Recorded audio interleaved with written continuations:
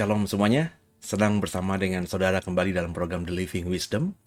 Dan pada kesempatan hari ini, saya akan membagikan apa yang disebut dengan naga.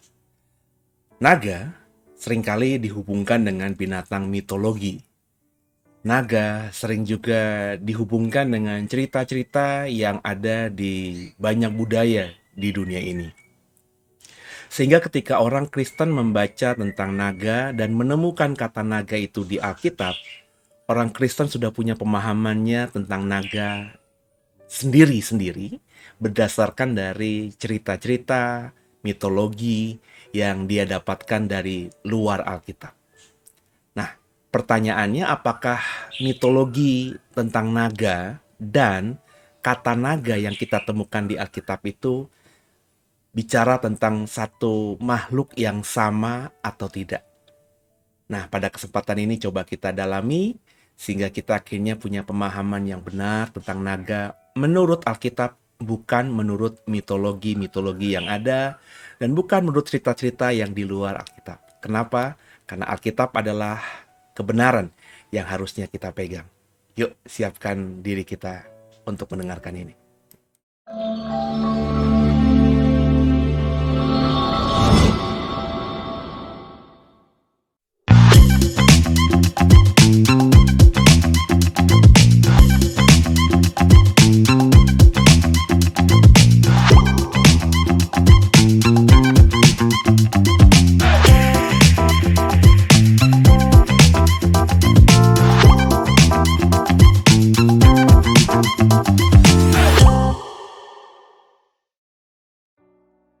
Haleluya.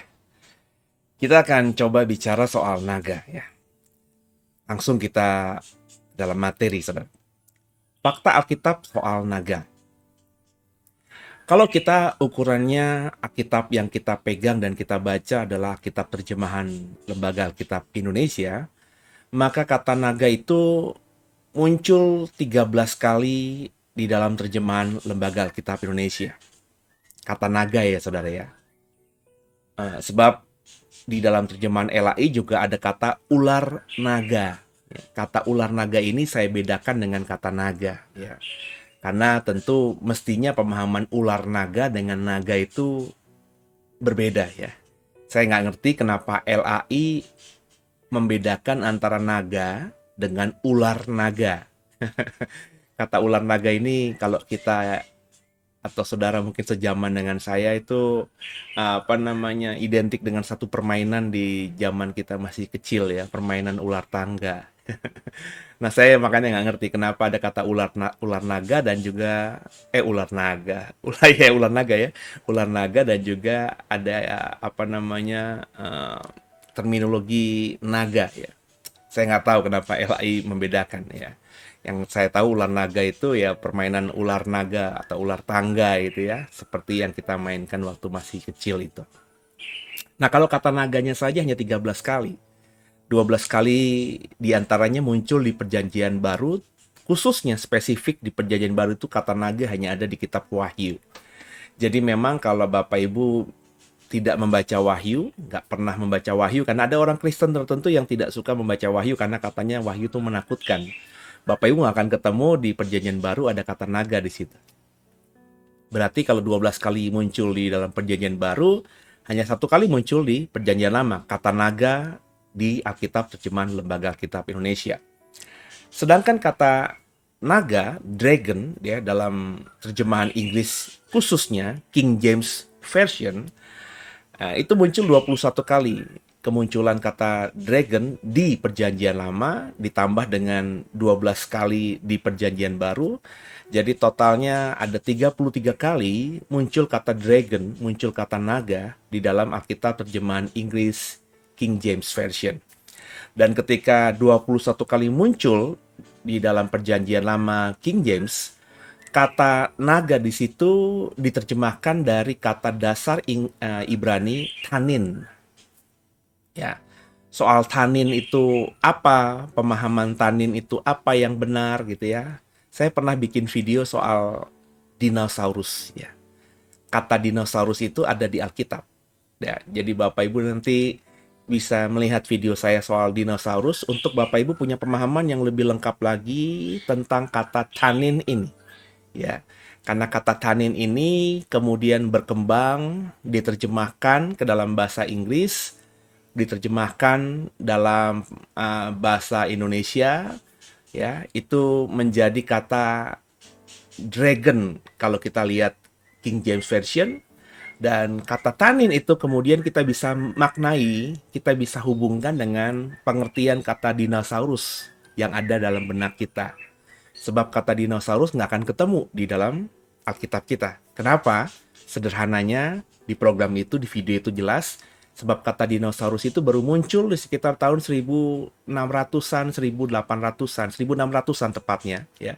Padahal Alkitab terjemahan Inggris sudah ditulis ratusan tahun sebelumnya, terutama King James sudah ditulis sekitar tahun 1300, 1200-an kurang lebih, ya. Seingat saya sekitar tahun 1300-an.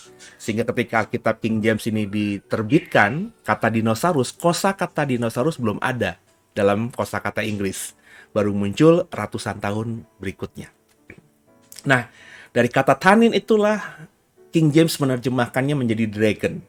Dan menarik di sini terjemahan Inggris lain itu tidak semuanya mengikuti King James.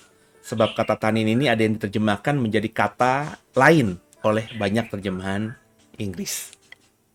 Tapi faktanya, di Alkitab kita ada kata dragon, ada kata naga. Baik di Alkitab terjemahan Lembaga Alkitab Indonesia maupun kata terjemahan King James Version. Jadi kalau dibilang kata naga itu nggak ada di Alkitab kita, ya pastinya orang itu belum membaca Alkitab. Gitu saudara ya. Nah, kita coba spesifik bicara dalam kitab Wahyu. Nah, kalau kita melihat kata naga, dragon dalam kitab Wahyu, itu tergambar jelas simbolik dari Satan. Kata naga, dragon, simbolik dari si iblis, figur dari Satan, figur dari si iblis ini. Salah satu ayat yang kuat dari 12 kali kemunculannya di kitab Wahyu. Kita buka satu aja ya. Di Wahyu 12 ayat 9. Dan naga besar itu si ular tua yang disebut iblis atau Satan, yang menyesatkan seluruh dunia, dilemparkannya ke bawah, ia dilemparkan ke bumi bersama-sama dengan malaikat-malaikatnya. Perhatikan baik-baik, naga besar itu, sengaja saya bold di sini, naga besar itu yang disebut iblis atau Satan. Jadi ini merujuk jelas naga itu, naga besar itu kepada Satan atau si iblis. Tidak ada kata lain yang bicara soal naga, tidak ada ayat lain yang bicara soal naga di Perjanjian Baru selain di kitab Wahyu. Maksud saya, nggak ada di luar kitab Wahyu, di Perjanjian Baru secara umum, kata naga ditemukan kembali. Hanya eksklusif di kitab Wahyu. Menarik ya.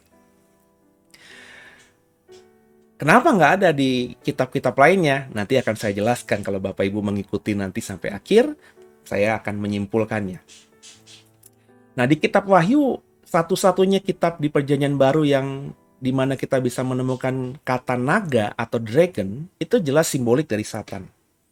Bapak Ibu bisa cross-check nanti, melihat di Wahyu mulai dari Wahyu 12 ya. Wahyu 12 itu di beberapa ayatnya sampai nanti di Wahyu 20 ya, di beberapa ayatnya itu jelas merujuk pada Satan. Tidak tertutup kemungkinan Rasul Yohanes yang menuliskan kata drakon dalam bahasa Yunani, dragon diterjemahkan dalam bahasa Inggris, naga diterjemahkan oleh LAI. Itu saat itu dipengaruhi oleh mitologi dragon Yunani ketika menuliskan kitab Wahyu.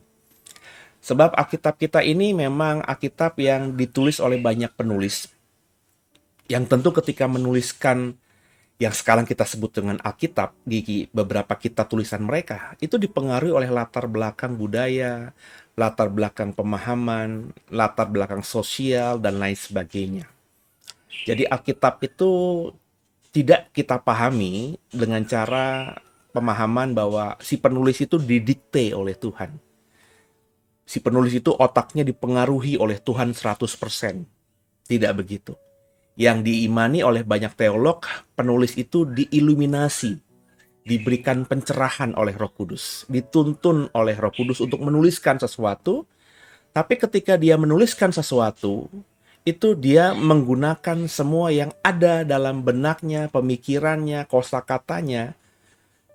Jadi dirinya itu dipakai maksimal sehingga ketika akhirnya jadi tulisan itu dan kemudian kita baca di Alkitab kita, tulisan-tulisan itu selain ada unsur ilahinya karena diiluminasi atau diterangi oleh Roh Kudus, tapi juga ada faktor manusiawinya, yakni si penulis itu.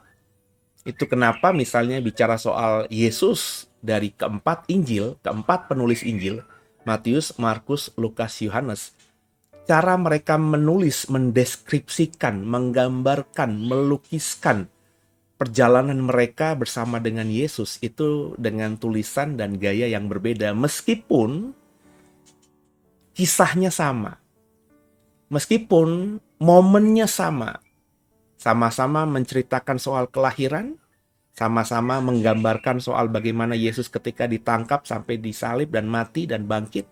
Itu ceritanya sama, tapi penulisannya berbeda. Itu kenapa? Karena setiap penulis memiliki pemahaman, daya ingat, memorize gitu ya tentang Yesus, dan juga latar belakang ketika mereka menuliskan itu. Sehingga akhirnya meskipun mencatat sebuah peristiwa yang sama, mereka menuliskannya dengan bahasa yang berbeda, tergantung apa yang mereka pahami, tergantung apa yang mereka ingat, dan tergantung lainnya. Karena setiap orang punya tergantung lainnya. Nangkap saudara ya? Nah, saya tidak menutup kemungkinan, ya saya tidak, ini kan Alkitab, nggak mungkin, nggak ada pengaruh, dipengaruhi oleh mitologi. Bapak Ibu, masalahnya mitologi naga di dalam zaman ketika Yohanes di akhir abad pertama menuliskan kitab Wahyu, itu sudah menjadi cerita yang oleh pemahaman atau oleh rakyat, oleh masyarakat sekitar itu sudah menjadi sesuatu yang lumrah. Ya, karena hewan mitologi naga dragon ini bukan semata berkembang di Yunani, tapi juga berkembang di wilayah sekitar Timur Tengah, wilayah tempat Alkitab ini ditulis. Ya, Bapak Ibu nanti bisa mendalami sendiri kalau Bapak Ibu mau mengeksplor soal dragon ini, coba cari saja di bah Google ya.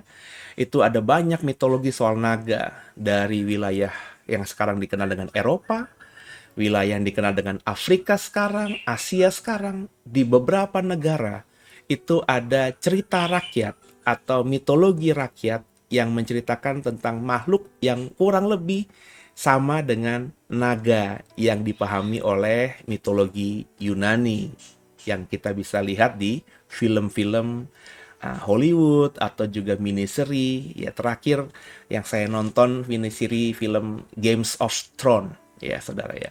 Di Games of Thrones itu ada figur naga ya, dan digambarkan dengan epic ya. Kalau bagi saya menyukai film-film kolosal, sehingga ketika ada cerita-cerita soal kerajaan itu saya memang menyukainya. Kalau Bapak Ibu suka dengan film seri Games of Thrones itu, Bapak Ibu tentu paham apa yang saya bicarakan ini. Nah, naga di Perjanjian Baru, jika di Perjanjian Baru merupakan simbolik dari Satan. Jadi naga di Perjanjian Baru, khususnya di Wahyu, karena hanya ada di Wahyu, itu spesifik bicara soal simbolik kepada Satan, musuh besar kita. Sedangkan kalau di Perjanjian Lama, naga di Perjanjian Lama itu bagaimana? Apakah sama dengan Perjanjian Baru? Kalau Perjanjian Baru kan naga itu jelas simbolik dari figur Satan, musuh kita, musuhnya Tuhan ya. Lalu bagaimana di Perjanjian Lama? Bagaimana gambaran naga di Perjanjian Lama? Simbolik juga atau dianggap makhluk nyata dalam sejarah? Nah, ini yang mau kita bahas dalam sisa program ini. Karena kalau ngomongin naga hanya dalam perspektif Wahyu, Perjanjian Baru, maka selesai dalam 1-2 slide. Karena jelas di kitab Wahyu, naga itu bicara mengenai simbolik dari Satan. Ya, Satan digambarkan sebagai naga besar yang merah padam, kurang lebih seperti itu. Nah, bagaimana dengan naga di Perjanjian Lama?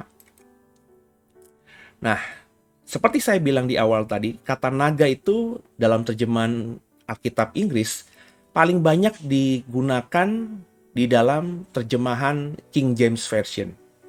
Nah, dragon King James Version, kata naga di King James, diterjemahkan dari kata Ibrani tanin, sudah saya sampaikan di awal slide tadi. Yang secara harafiah berarti reptil. Ya, reptil. Ya.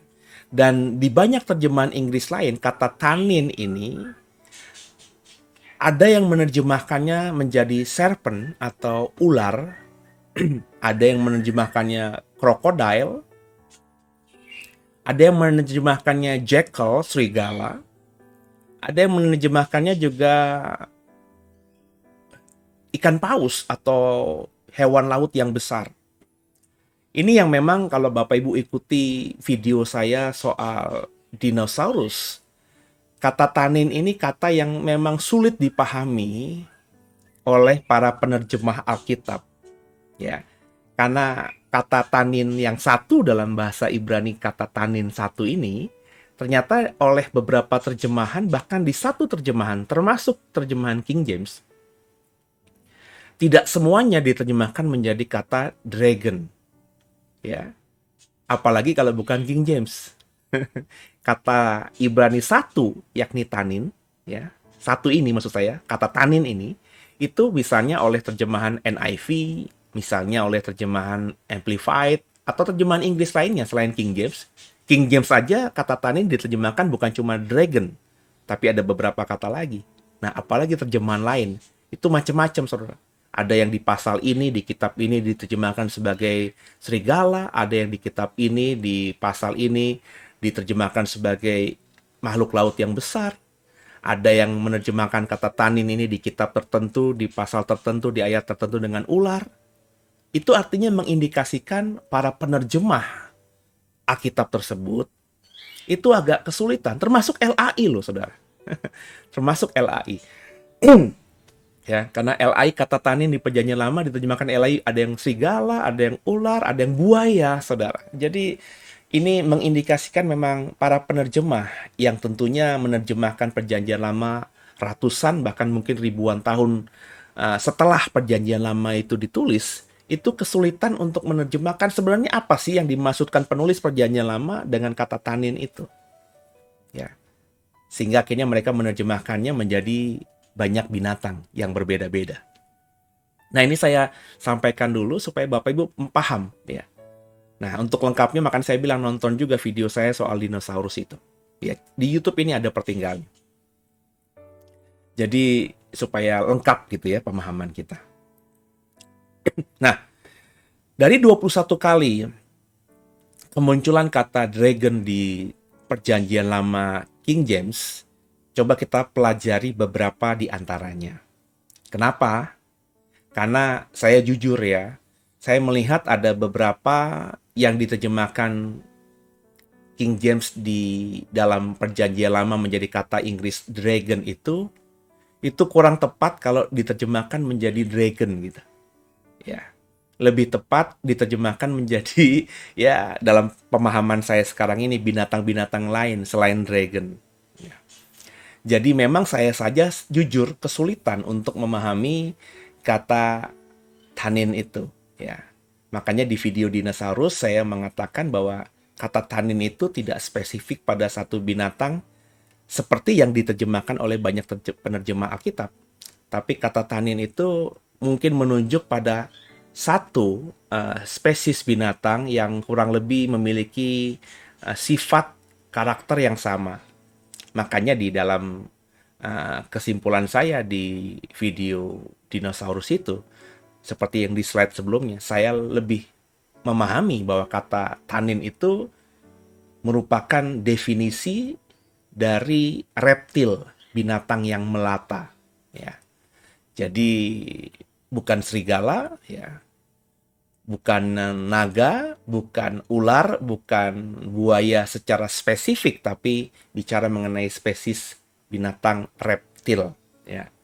Karena kata tanin lebih banyak diterjemahkan menjadi ular, menjadi buaya, yang notabene itu ya binatang melata atau binatang reptil gitu saudara ya. Ya silahkanlah nonton videonya untuk lebih panjangnya. Kita coba lihat beberapa ayat di Perjanjian Lama yang bicara soal tanin atau terjemahan King James Dragon ini. Nehemia 2 ayat 13. Demikianlah pada malam hari aku keluar melalui pintu gerbang lebak ke jurusan mata air ular naga dan pintu gerbang sampah. Aku menyelidiki dengan seksama tembok-tembok Yerusalem yang telah terbongkar dan pintu-pintu gerbangnya yang habis dimakan api. Ada kata ular naga, mata air ular naga. Ular naga ini, makanya saya bilang tadi, di terjemahan LAI, saya bingung kenapa diterjemahkan menjadi ular naga. Sebab kalau kita lihat terjemahan King James itu dragon, ya. Kalau kata aslinya hatanin, yang saya bilang tadi, dari kata tanin tadi, ya. Ya, makanya saya yakinnya menyimpulkan ya, bahwa di zaman Nabi Nehemia, Nehemia itu siapa? Kalau kau sudah memahami, mengeksplor soal Nehemia, Nehemia ini adalah salah satu juru minumnya raja yang ada di Persia, di Babel sana, ya, yang meminta izin untuk kembali ke Yerusalem, ke kampung halamannya, karena dia sedih, ya, dia minta akhirnya raja mengizinkan dan diberikan kuasa untuk membangun tembok karena dia mendengar informasi Yerusalem itu sudah menjadi sarang penyamun gitu ya. Kota sucinya, kota suci orang Israel sudah menjadi tempat yang dimana isinya itu orang-orang yang bukan beriman ya. Sehingga dia kepengen datang memulihkan Yerusalem, memulihkan tembok kota Yerusalem, dan itu yang dikerjakan oleh Nabi Nehemia ini. Nah, ketika dia mau memulihkan tembok Yerusalem, ya di ayat ini dan ayat-ayat seterusnya, di pasal-pasal seterusnya, khususnya di ayat ini, Nehemia menyelidiki, ya, perhatikan ya, dia keluar kan, melalui pintu gerbang lebak ke jurusan mata air ular naga. Berarti di zaman Nehemia ini, di tembok, di sekitar tembok Yerusalem, itu ada mata air atau sumur yang dinamakan mata air sumur naga. Mata air naga atau sumur naga. Jadi di dalam Nehemia kita menemukan bahwa ada satu tempat yang disebut sumur atau mata air yang disebut naga. Nah, berarti kalau ada sumur naga atau mata air naga, ya mata air tanin, hatanin itu, dragon itu, berarti di zaman Nehemia kata naga, kata tanin, kata dragon itu ya sudah dipahami oleh orang-orang yang ada di Yerusalem, bahkan sebelumnya. Karena di satu titik di sekitar tembok Yerusalem itu ada sumur yang dinamakan oleh orang-orang di sekitarnya, orang-orang zaman itu sebagai sumur naga. Oke ya, ketemu pemahaman kata naga di Perjanjian Lama. Kita sekarang lihat Yehezkiel 29 ayat 3. Berbicaralah dan katakan, beginilah firman Tuhan Allah. Lihat, aku menjadi lawanmu, hai Firaun, Raja Mesir, buaya yang besar yang berbaring di tengah anak-anak sungaimu, yaitu Nil, yang berkata, sungai Nil aku punya, aku yang membuatnya. Terjemahan LAI ada kata buaya di sini, ya, buaya yang besar. Dalam kata aslinya di dalam Alkitab Ibrani itu menggunakan kata hatanim hagadol, ya, tanin yang besar.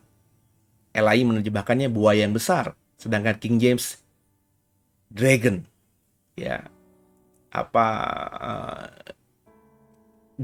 naga yang besar, ya. Jadi ini jelaskan dua hal yang kalau kita membandingkan, memparalelkan King James Version dengan LAI, Bapak Ibu akan senyum-senyum sendiri. Bagaimana mungkin LAI menerjemahkannya buaya dan King James menerjemahkannya dragon. Dua binatang yang kalau kita ada menanyakan pada otak kita yang dipengaruhi oleh apa yang kita lihat, buaya masih bisa kita lihat hari ini, dan juga mitologi-mitologi soal naga itu bicara mengenai dua makhluk atau dua binatang yang berbeda. Benar ya saudara ya? Intinya di Yehezkiel ini, naga dragon menjadi simbolik dari Firaun atau Mesir. Atau juga bisa kita tafsirkan dianggap sesuatu yang menakutkan, mengerikan, atau berkuasa. Karena bicara soal Firaun, bicara soal Mesir, khususnya di Perjanjian Lama, khususnya dalam pemahaman orang Yahudi, itu tempat yang mengerikan, tempat yang menakutkan, tempat di mana mereka dihukum oleh Tuhan, dikutuk oleh Tuhan, menjadi budak ratusan tahun, jauh di luar tanah perjanjian. Jadi kalau Bapak Ibu menemukan kata Mesir, selain harafiah bisa kita tafsirkan harafiah di Perjanjian Lama, kata Mesir itu bisa juga kita pahami kalau kita membaca Perjanjian Lama sebagai tempat penghukuman, tempat yang mengerikan, tempat buangan, tempat orang yang berdosa, tempat orang berdosa. Jadi kalau Bapak Ibu bisa memahami itu, ya akhirnya kita bisa membaca Yeskiel ini bahwa dragon atau tanin selain menggambarkan Mesir, dan kita juga kini bisa membayangkan Mesir yang memang negara adidaya zaman dulu, yaitu berarti naga, tanin, atau dragon itu sesuatu yang berkuasa, sesuatu yang menakutkan, mengerikan, seperti layaknya Firaun dan Mesir zaman itu ketika berkuasa atas dunia ini. Yang kedua, kita bisa menemukan makna dragon di Perjanjian Lama. Yang berikutnya Yeremia 14 ayat 6. Keledai-keledai hutan berdiri di atas bukit gundul, mengap-mengap seperti serigala. Ya, keledai-keledai hutan berdiri di atas bukit gundul, mengap-mengap seperti serigala. Ini ada kata mengap-mengap di sini. Kata mengap-mengap ini ya dalam bahasa aslinya saapu ruah. Yang kalau Elai menerjemahkan menjadi mengap-mengap, ya. Mengap-mengap itu mungkin bahasa Jawa ya, yang diadopsi menjadi bahasa Indonesia. Itu kurang lebih mengap-mengap itu ya. Tapi terjemahan King James menarik ya. Kata saapu ruah ini diterjemahkan oleh King James menjadi they snuff up the wind. Mereka atau keledai-keledai hutan itu memadamkan angin. Gitu kurang lebih ya, meniup gitu ya. Seperti serigala. Nah, kata serigala ini ternyata diterjemahkan dari kata Ibrani katanin. Katanim ini kita tahu ya, tanin itu adalah apa? Dragon, diterjemahkan oleh King James. Jadi dari ayat Yeremia 14 ayat 6 ini, naga atau dragon dicatat bisa memadamkan angin. Dari kata mengap-mengap saapu ruah ini, ya. Snuff up the wind. Ini keledai hutan yang di puncak bukit yang gundul, mungkin kepanasan, capek gitu ya. Jadi nah ini seperti serigala, seperti dragon, seperti tanin. Jadi kalau dihubungkan sniff up the wind, mengap-mengap ini seperti naga, maka naga itu ya ciri khasnya ketika berdiri, ketika tampak ya, itu seperti orang tersengal-sengal atau seperti meniup angin. Jadi mungkin dadanya, kembang kepisnya seperti, dan hidungnya, mulutnya mengeluarkan hembusan angin yang begitu rupa sehingga dikatakan dia bisa memadamkan angin. Ya, meniup angin, memadamkan angin. Nah, kalau Bapak Ibu nanti menghubungkan dengan kata naga lainnya di Perjanjian Lama, ya akhirnya saya simpulkan ya, berarti dianggap sesuatu yang mendatangkan panas. Karena angin itu kan memadamkan angin itu kan sejuk, Saudara. Ya, ketika angin itu padam, angin itu nggak ada, berarti kan panas. Cuaca yang lembab, cuaca yang ya tidak ada angin kan nggak enak gitu ya, gerah gitu ya. Jadi saya membayangkannya, saya menyimpulkannya ya dari ayat Yeremia ini, naga ini ya bisa membuat angin itu tidak terasa, karena naga atau tanin ini mendatangkan panas, sehingga oleh terjemahan King James dikatakan dia bisa memadamkan angin, bisa mematikan angin, karena mendatangkan panas yang luar biasa, sehingga angin pun jadi tidak terasa. Ya, apakah ini tafsiran yang benar? Ya, dari ayat ini saya cuma bisa ngebayangkan. Dan bagi saya, Bapak Ibu silahkan memakai imajinasi saudara ketika kita mau menafsirkan Alkitab. Selama ditafsirkan dengan hukum tafsiran yang benar, hukum hermeneutik yang benar, ya is okay aja. Tentu bisa dipertanggungjawabkan. Nah, saya mempertanggungjawabkannya dengan apa yang saya jelaskan tadi, gitu saudara ya. Sekarang kita lihat Yeremia 51 ayat 34. Aku dimakan habis, dihamburkan oleh Nebukadnezar Raja Babel, diletakkan seperti mangkuk yang kosong. Ia menelan aku seperti ular naga, ia memenuhi perutnya dengan pangananku yang enak-enak, ia membuang aku. Ada kata ular naga di sini, yang juga dari kata Ibrani katanin, yang oleh King James diterjemahkan menjadi dragon. Apa artinya? Naga atau dragon menjadi simbolik dari Nebukadnezar. Kalau ayat ini kita lihat konteksnya, dihubungkan dengan Nebukadnezar yang menjadikan Yeremia, ya, menjadikan Israel itu, ya, itu menjadi sesuatu yang ditelan, dimakan. Memang Nebukadnezar dan Babel saat itu kan memakan Israel. Kemudian dihubungkan seperti naga, seperti dragon, seperti katanin yang memenuhi perutnya dengan pangananku yang enak-enak. Jadi makanan yang enak-enak dari Israel itu ditelan sama naga seperti ditelan oleh Nebukadnezar, dan akhirnya aku dibuang seperti layaknya mangkuk yang kosong, piring yang kosong. Jadi kalau harafiah ditafsirkan, maka katanin atau dragon atau ular naga ini bisa menelan manusia, karena konteks ayat ini bicara mengenai Israel dan juga Yeremia secara khusus. Ya, jadi ya tadi di ayat-ayat tadi digambarkan seperti Mesir, Firaun, sekarang digambarkan seperti Nebukadnezar. Jadi naga memang dalam perspektif perjanjian lama ini makhluk yang mengerikan gitu, saudara. Makhluk yang menakutkan, ya. Makhluk yang berkuasa luar biasa. Kurang lebih seperti itu. Yesaya 51 ayat 9. Terjagalah, kenakanlah kekuatan hai tangan Tuhan. Terjagalah seperti pada zaman purbakala, pada zaman keturunan yang dahulu kala. Bukankah engkau yang meremukkan Rahab yang menikam Bukankah engkau yang meremukkan Rahab, yang menikam naga sampai mati? Ya, ini apakah Rahab itu nama dari naga? Apakah naga identik dengan Rahab? Kalau kita lihat ayatnya ya kurang lebih hampir mirip ya. Bukankah Tuhan yang meremukkan Rahab, yang menikam naga? Ya, jadi ada banyak penafsir perjanjian lama yang menghubungkan Rahab ini dengan naga, atau juga membicarakan dua hal yang berbeda tapi paralel gitu. Rahab itu banyak dipahami sebagai Mesir. Kalau kita lihat referensi ayat yang lainnya di Alkitab, banyak teolog perjanjian lama membayangkan Rahab ini adalah Mesir. Jadi Tuhan yang meremukkan Mesir ketika akhirnya Mesir memang dihancurkan ketika berusaha untuk mengejar Israel di padang gurun. Ya. Kemudian yang penting dalam ayat ini yang dihubungkan dengan tema kita, Tuhan menikam naga, menikam tanin, menikam dragon. Nah, intinya kalau kita lihat ayat ini secara konteks, naga itu dikatakan hidup di zaman purbakala. Terjagalah seperti pada zaman purbakala, pada zaman keturunan yang dahulu.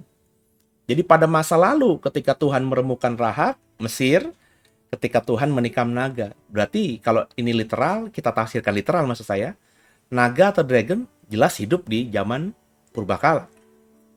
Berarti kalau gitu, naga atau dragon makhluk hidup layaknya binatang yang kita bisa temui hari-hari ini di 2022. Karena dikatakan menikam naga sampai mati. Ya berarti kan dia makhluk hidup. Bener nggak? Coba kita hubungkan dengan slide-slide yang berikutnya. Yesaya 21 ayat 1. Pada waktu itu Tuhan akan melaksanakan hukuman dengan pedangnya yang keras, besar dan kuat atas Lewiatan, ular yang meluncur, atas Lewiatan, ular yang melingkar, dan ia akan membunuh ular naga yang di laut. Perhatikan baik-baik, ayat ini bicara mengenai dragon, Hatanin, yang diterjemahkan Elai menjadi ular naga. Kalau kita lihat konteksnya di ayat ini, saudara, jelas bahwa pertama ya, ular naga, Hatanin, dragon, hidup di laut. Ya, ia akan membunuh ular naga, dragon yang di laut. Naga atau dragon hidup di laut. Kalau kita tafsirkan literal ayat ini, ya. Kalau kita lihat pemahaman secara konteks dari ayat ini, bisa ditafsirkan bahwa Lewiatan adalah naga. Karena ceritanya kan Tuhan melaksanakan hukuman yang keras, yang kuat atas Lewiatan. ular yang meluncur, atas Lewiatan, ular yang melingkar, dan ia yang membunuh ular naga. Jadi bisa jadi Lewiatan ini adalah naga itu, saudara. Dari ayat ini, ya. Kalau ayat ini kita baca secara paralel, ya. Jadi Lewiatan itu ya ular yang meluncur, Lewiatan itu adalah ular yang melingkar, Lewiatan itu juga adalah naga. Nah, kalau Bapak Ibu sepakat dengan saya, Lewiatan itu adalah naga, maka kita coba melihat apa yang dimaksudkan dengan Lewiatan. Coba kita dalami Lewiatan, saudara. Dengan pemahaman tadi, Lewiatan itu adalah naga atau dragon. Nah, apa kata Alkitab soal Lewiatan yang kita imani, yang kita pahami, kalau Bapak Ibu mengikuti ini, ya, adalah naga atau dragon itu. Pertama, Lewiatan areanya lautan, ya. Lewiatan areanya lautan, Tantan semuanya, ya. Lewiatan areanya lautan, setan.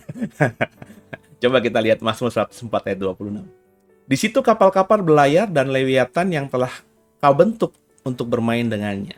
Perhatikan baik, ayat ini jelas sekali. Di ayat yang tadi, di slide yang tadi, areanya lautan, ya, karena membunuh Lewiatan atau ular yang di laut, gitu ya. Di sini dikatakan Lewiatan sama kapal-kapal berlayar, ya, bermain bersama, kurang lebih begitu. Berarti kapal-kapal berlayar kan di lautan, nggak mungkin di pantai, nggak mungkin di daratan.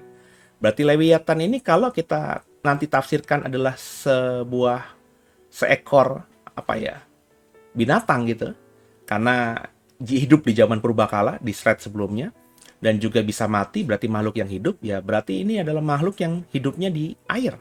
Lewiatan atau naga itu adalah makhluk hidup yang tinggalnya atau areanya di laut, di air. Ini kan mirip dengan gambaran tanin atau naga. Ya, di slide sebelumnya tadi di Perjanjian Lama, tanin yang diterjemahkan King James menjadi dragon itu menjadi nama dari pintu air di zaman Nehemia, benar ya? Terus juga berkuasa di Sungai Nil, ya, digambarkan itu seperti Firaun dan Mesir, ya, buaya yang menguasai anak-anak Sungai Nil di slide yang sebelumnya, ingat ya?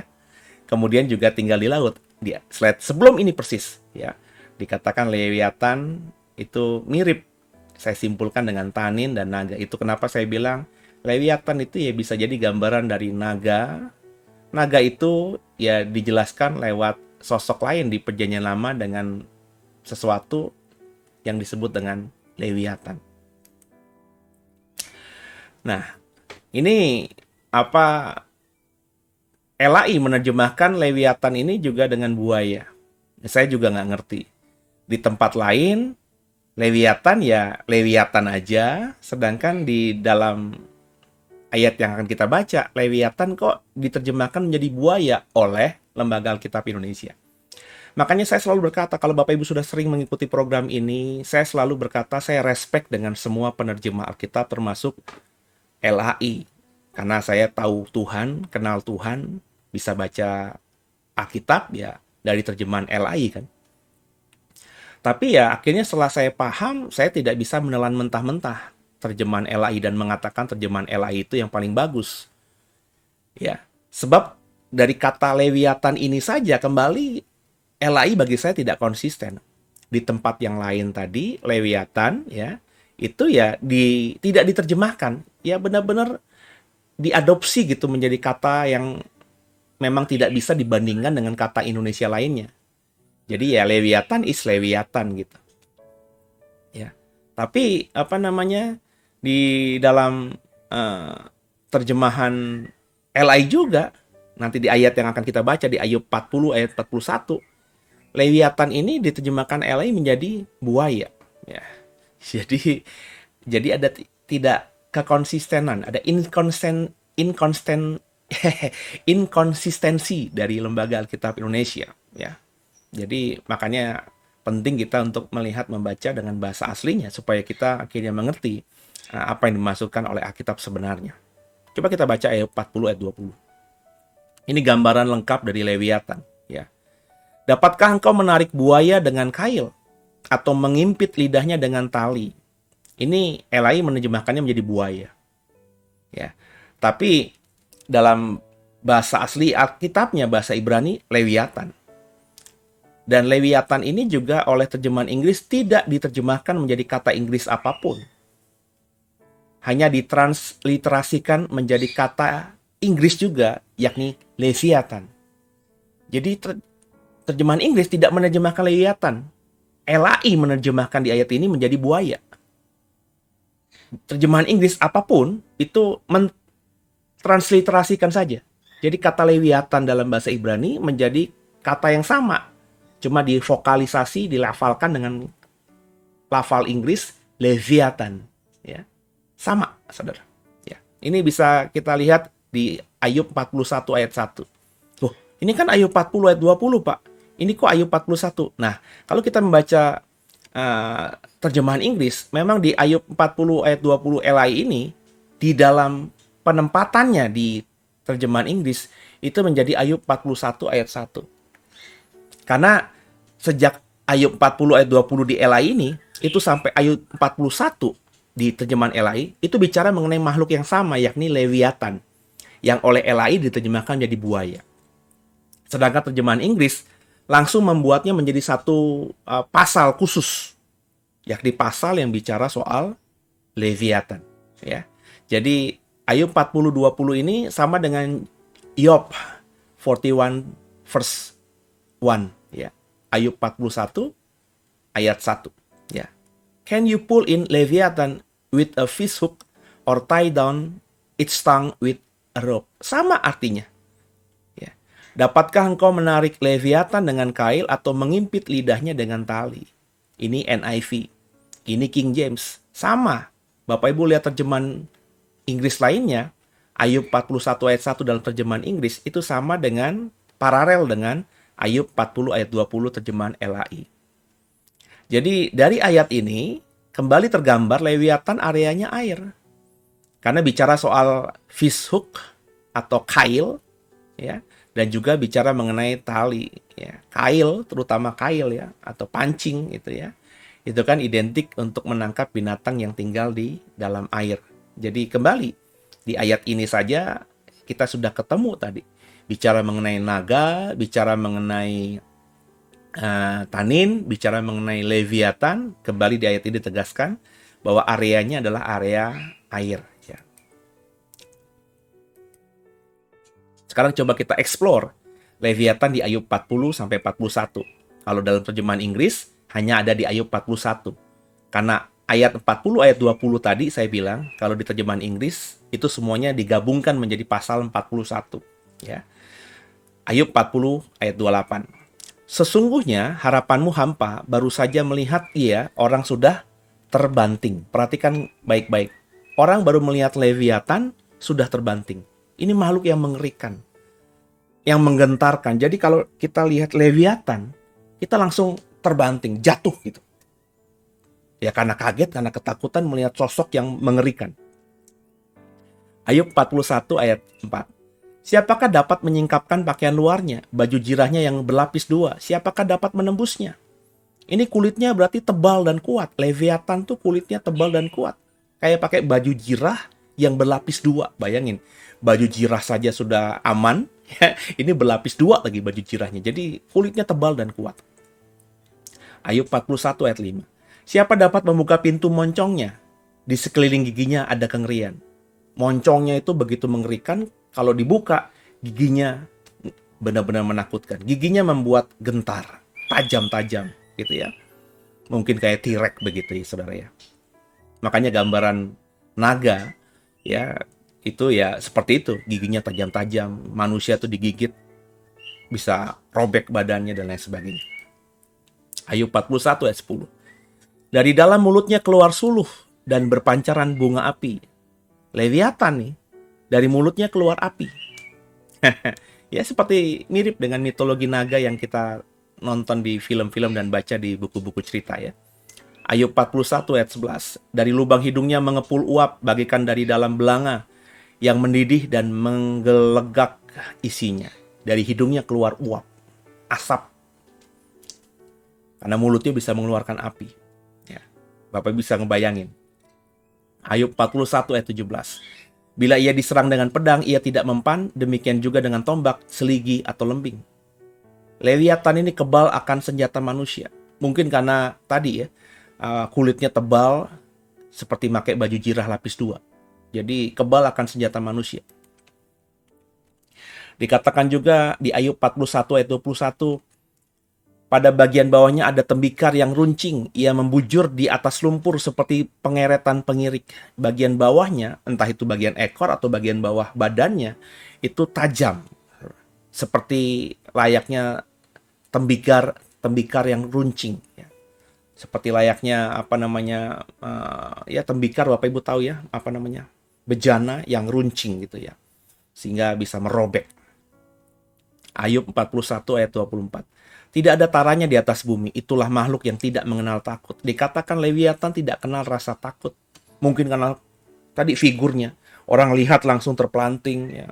Terus dari mulutnya keluar api, dari hidungnya keluar asap, dari giginya yang runcing-runcing mengerikan, dari bagian bawahnya itu tajam ya.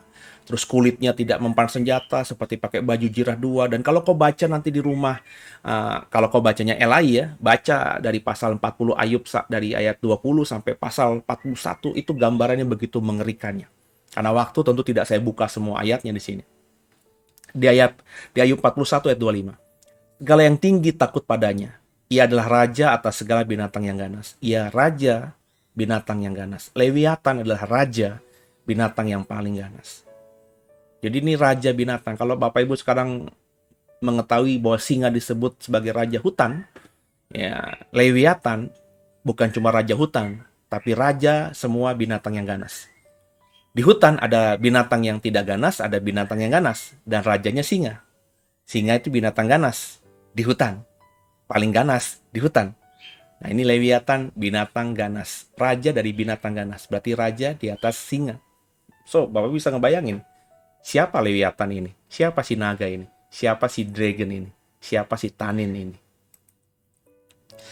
Kemudian kita baca di Ayub 41 ayat 23. Ia meninggalkan jejak yang bercahaya sehingga samudera raya disangka orang rambut putih.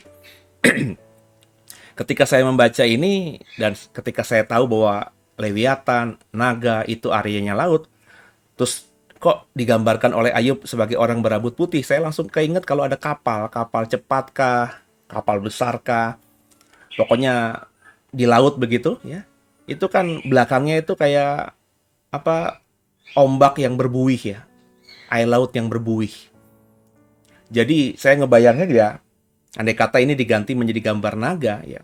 Naga itu ketika terbangkah di atas laut atau berenang di atas laut karena begitu besar dan menakutkannya, ya di belakang dia itu ya seperti ya tadi laut yang berbuih ini. Ya.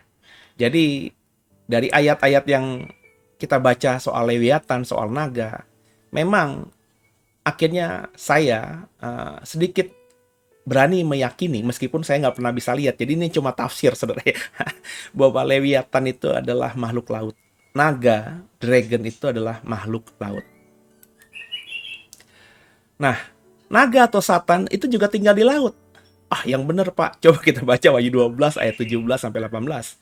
Maka marahlah naga itu kepada perempuan itu, lalu pergi memerangi keturunannya yang lain, yang menuruti hukum-hukum Allah dan memiliki kesaksian Yesus, dan ia menghubungkan ia ini kata ganti dari naga, dan naga itu tinggal berdiri di pantai laut. Ya.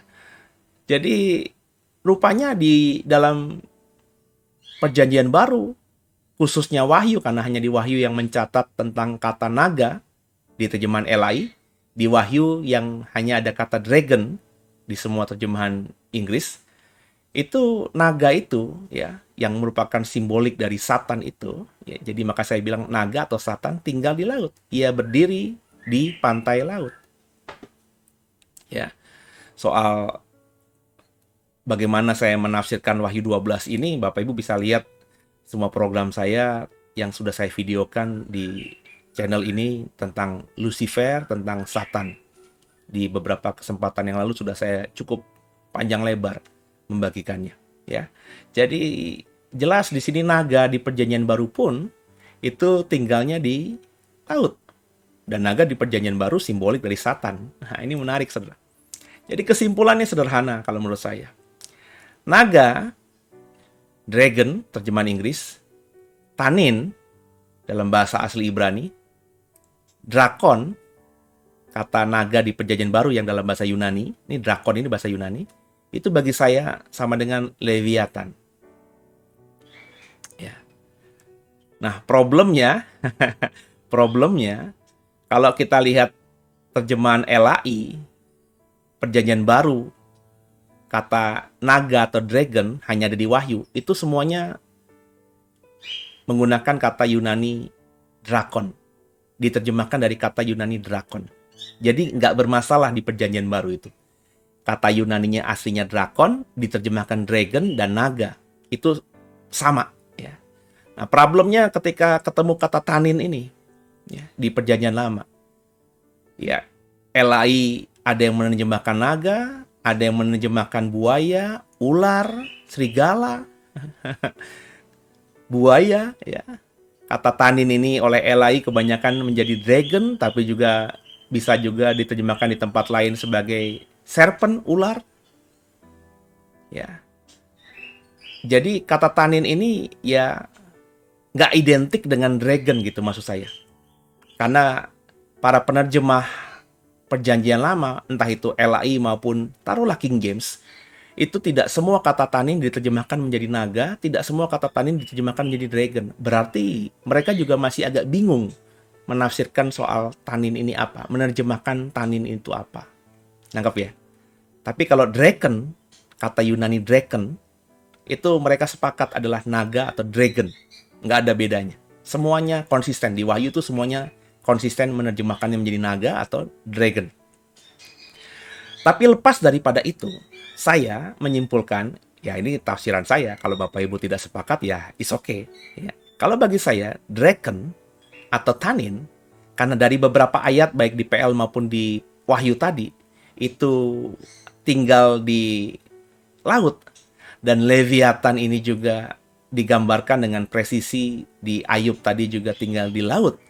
Maka saya menyimpulkan, dan ada ayat juga yang menggambarkan tadi bahwa Leviathan itu sama dengan dragon, sama dengan tanin. Maka naga, dragon, tanin, dragon itu sama dengan Leviathan. Ini bicara mengenai satu makhluk yang sama, kalau menurut saya. Kalau menurut saya, ya.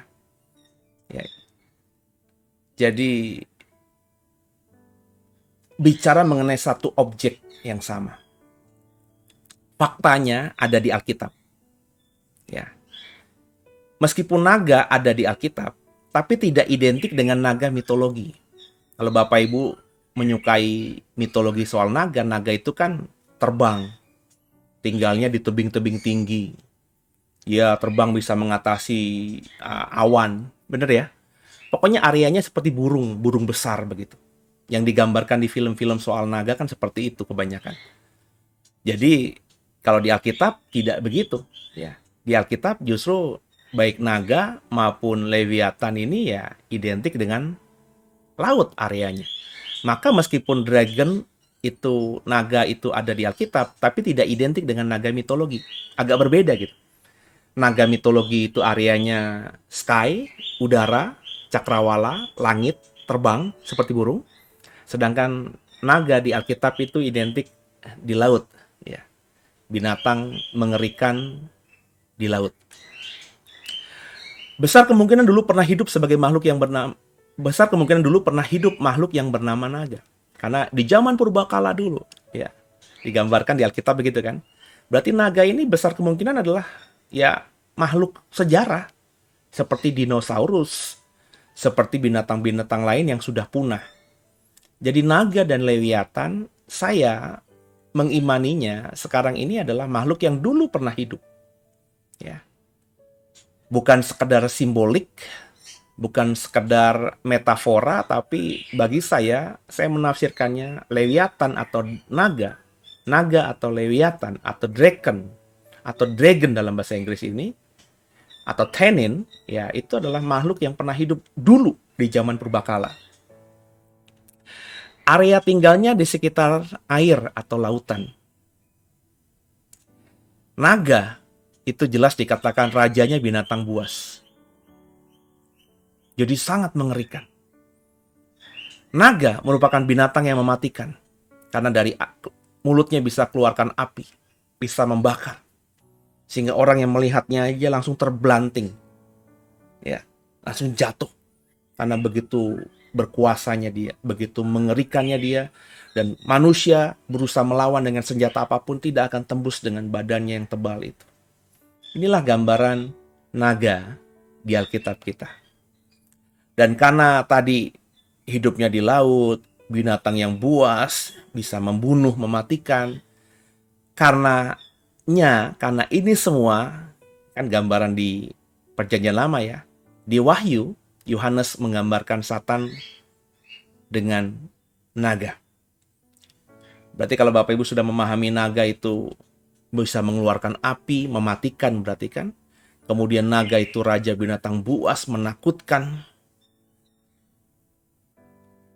Itulah yang dilukiskan Yohanes ketika mendeskripsikan Satan. Satan itu mematikan, Satan itu menakutkan. Salah satu benang merah yang menghubungkan Satan di Wahyu yang digambarkan naga dengan naga Tanin yang ada di Perjanjian Lama, mereka sama-sama dikatakan areanya, hidupnya, tinggalnya di laut. Berarti kalau begitu Satan tinggalnya di laut ya Pak? Satan rumahnya, istananya di laut ya Pak?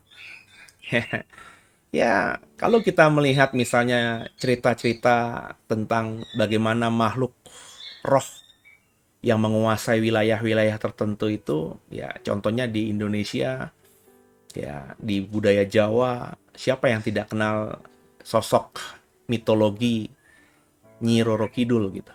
Itu kan areanya Laut Selatan. Dan kalau Bapak Ibu explore tentang hal-hal lain yang menyerupai Nyi Roro Kidul dalam budaya-budaya lain di dunia, itu memang tergambar bahwa ya makhluk spiritual yang jahat penguasa dunia ini memang tinggalnya di laut. Seperti yang Alkitab ngomong di kitab Wahyu, bahwa naga, Satan itu berdiri di pantai laut. Jadi itulah yang saya bisa bagikan soal naga. Intinya sekarang ini jelas bahwa naga itu tidak seperti gambar ini. Naga itu bagi saya bukan seperti naga mitologi yang terbang, bisa dinaiki, terus orang itu bisa keliling-keliling lewat udara seperti layak naik pesawat. Naga bukan gambaran seperti yang kita dapatkan di film-film. Naga di Alkitab ada. Orang nggak bisa pungkiri itu. Di terjemahan LAI ada, di terjemahan King James ada, di terjemahan Inggris lainnya ada, meskipun tidak sebanyak King James. Ya, tapi naga, dragon di Alkitab itu areanya di laut. Sama dengan mitologi, merupakan binatang yang berkuasa, binatang yang menakutkan. Kalau di film Games of Thrones itu yang bisa menaiki naga, yang bisa mempunyai naga itu akan menjadi ratu atau raja. Karena ini binatang paling berkuasa, paling menakutkan, raja binatang buas. Tapi di Alkitab meskipun raja binatang buas, tapi tinggalnya di wilayah air atau laut. Jadi jelas berbeda naga di Alkitab dengan naga di mitologi. Tapi yang lainnya menakutkan, mematikan, keluar api dari mulutnya, keluar uap atau asap dari hidungnya, kulitnya tebal, itu hampir mirip penggambarannya. Jelas saya sudah menafsirkan tadi merupakan salah satu binatang yang mungkin hidup di zaman purba. Sekarang sudah tidak ada. Jadi dari kesimpulan yang saya bagikan, dari pemaparan yang saya bagikan sejam ini, semoga berharap semua yang mendengarkan mengikuti diberkati. Sehingga nanti kalau misalnya ditanya sama anak cucu, kita bisa menjelaskan siapa naga itu. Ya, jangan anak kita, cucu kita bawa Alkitab kepada kita, "Pah, ini ada naga, Pah. Naga ini seperti yang di film Games of Thrones ya. Naga ini seperti di film Disney soal dragon itu ya." Ya. Oh iya.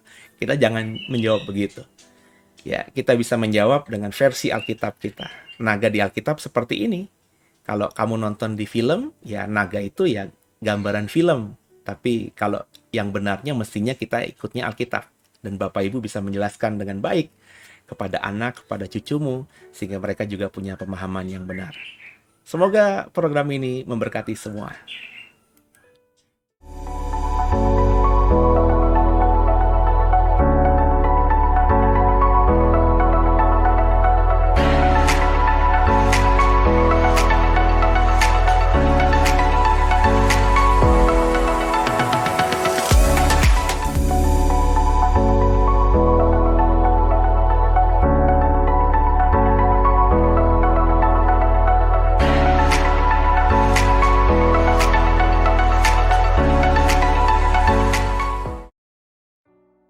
Ya, Bapak Ibu yang suka belajar Alkitab lewat program ini tertarik untuk bisa mengetahui Alkitab lebih dalam lagi, saya undang semuanya untuk bisa ikut ya.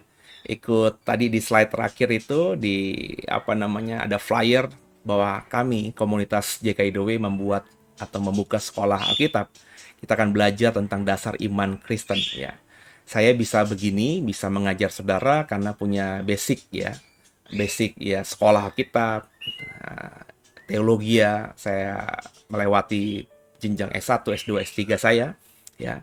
Ya, kalau Bapak Ibu tidak punya waktu dan kesempatan untuk bisa ikut sekolah ya akademis S1, S2, S3 teologi ya, Bapak Ibu saya undang untuk mengikuti kelas pembelajaran Alkitab ini. Hanya setiap Sabtu, Sabtu sore. Ini kalau Bapak Ibu nanti korbankan Sabtu soremu, 1,5 jam, 2 jam, sepanjang tahun, sepanjang 2 tahun saja.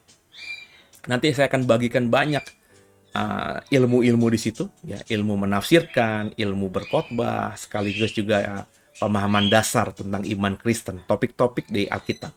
Sehingga diharapkan nanti semua orang awam, maafkan saya kalau saya sebut orang awam ya, yang tidak belajar teologi secara khusus maksud saya, itu yang mengikuti kelas ini nanti bisa mengajar juga, bisa berkhotbah, paling tidak bisa membaca Alkitab lebih terang lagi. Jadi semuanya saya undang untuk mendaftarkan, terbatas sekali. Jadi setiap kelas kita hanya batasi, ya nanti kalau memang sudah penuh, Bapak Ibu belum sempat mendaftar dan mau mengikutinya, terpaksa harus ikut di gelombang kedua atau di periode berikutnya ya. Kelasnya akan terus kita secara reguler akan terus buka ya, setiap mungkin 3 bulan sekali, 4 bulan sekali kita akan buka kelas baru yang mengulang kelas yang sudah berjalan. Dan ini akan terus konsisten terus. Selama mungkin 2 tahun ada program dasar Kristen dari 1, 2, 3, 4, 5, 6 gitu ya. Sampai nanti saudara melengkapi semuanya, dan bagi saya yang nanti menyelesaikan semuanya itu mestinya sudah bisa menafsirkan Alkitab, bisa berkhotbah, dan bisa menjadi pelayan Tuhan yang cukup komprehensif ya, yang bisa mengajar kebenaran dengan bahasa yang sederhana. Gitu ya Bapak Ibu ya.